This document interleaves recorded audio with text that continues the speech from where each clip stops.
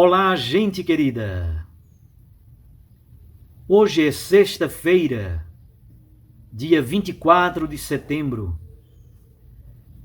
e o texto da liturgia da Santa Missa é de Lucas 9, de 18 a 22. Aconteceu que Jesus estava rezando no lugar retirado, e os discípulos estavam com ele. Então Jesus perguntou-lhes: Quem diz o povo que eu sou? Eles responderam: Uns dizem que és João Batista, outros que és Elias, mas outros acham que és algum dos antigos profetas que ressuscitou. Mas Jesus perguntou: E vós, quem dizeis que eu sou? Pedro respondeu: O Cristo de Deus. Mas Jesus proibiu-lhes severamente que contassem isso a alguém. E acrescentou: O Filho do Homem deve sofrer muito, ser rejeitado pelos anciãos, pelos sumos sacerdotes e doutores da lei. Deve ser morto e ressuscitar no terceiro dia. Palavra da salvação. Glória a vós, Senhor.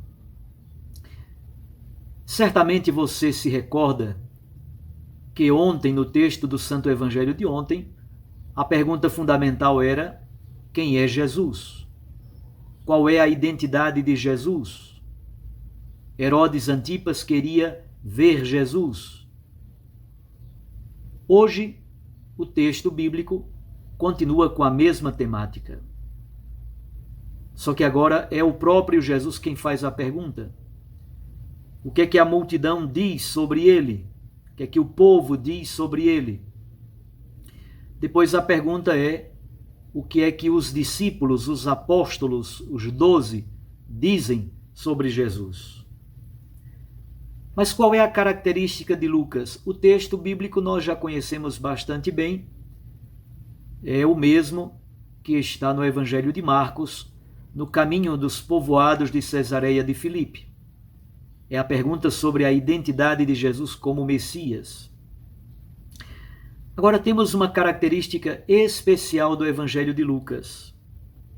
Aconteceu que Jesus estava rezando no lugar retirado. No Evangelho de Lucas, nos momentos mais importantes, mais sublimes, Jesus está rezando. Jesus está rezando quando escolhe os 12. Jesus reza quando faz algum milagre. Jesus reza no Horto das Oliveiras. Jesus reza quando faz a pergunta sobre a sua identidade. E em muitos outros lugares do Evangelho de Lucas, Jesus está rezando. A pergunta sobre a identidade dele nasce da oração. É por isso que a oração de Jesus já, de algum modo, contagia a resposta de Pedro. Pedro responde em nome da igreja: Tu és o Cristo de Deus. Cristo é a palavra grega que traduz Messias. É muito interessante esta qualificação. Ele é o Messias de Deus. Contudo, sabemos qual é o problema. Havia muitas expectativas messiânicas no tempo de Jesus.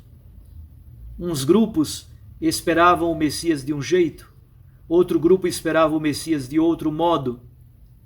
Cada um esperava o Messias de um jeito, cada um com uma expectativa, com um jeito próprio de pensar, de esperar como seria o Messias, um guerreiro, um monarca, descendente de Davi, um Messias cumpridor da lei mosaica, um Messias monge, um Messias que viria para resolver problemas imediatos da população, um Messias triunfalista.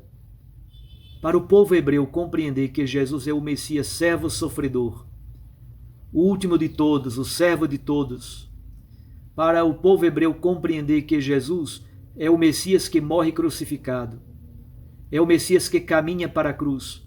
Não é fácil, porque eles esperam sempre um Messias triunfalista. Eu gostaria de, no dia de hoje, pedir que a nossa oração nos conduza a descobrir cada vez mais a identidade profunda de Jesus. Não seja uma mera oração de fórmulas, uma mera oração pronta.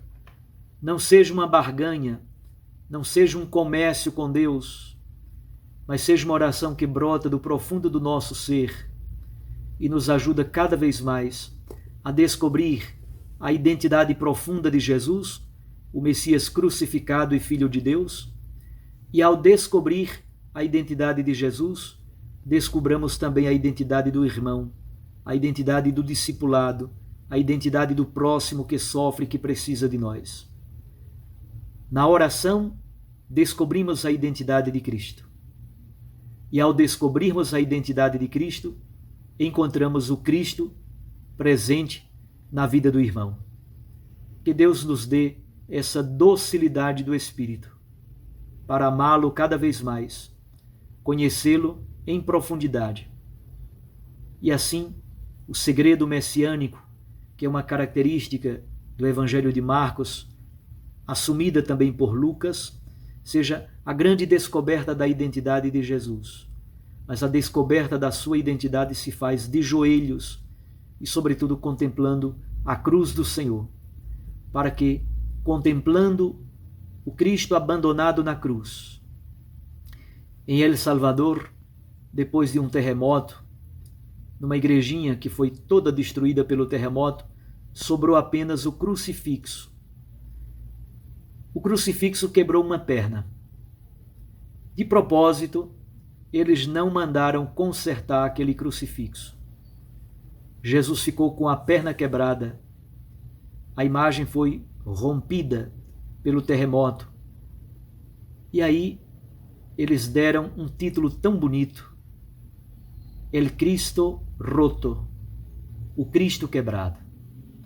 Descobrir o Cristo na cruz, pelo poder da oração, de joelhos dobrados e contemplando o mistério da paixão do Senhor, é uma forma também bonita de descobrirmos El Cristo Roto, o Cristo quebrado, o Cristo que se revela na carne chagada, na carne ferida dos irmãos e irmãs. Um abraço a você, fique com Deus e com sua Mãe Maria Santíssima. Recorde que a palavra aquece o coração e a Eucaristia nos lança para a missão. Até amanhã, se Deus nos permitir, e eu o abençoo. Em nome do Pai, e do Filho, e do Espírito Santo. Amém.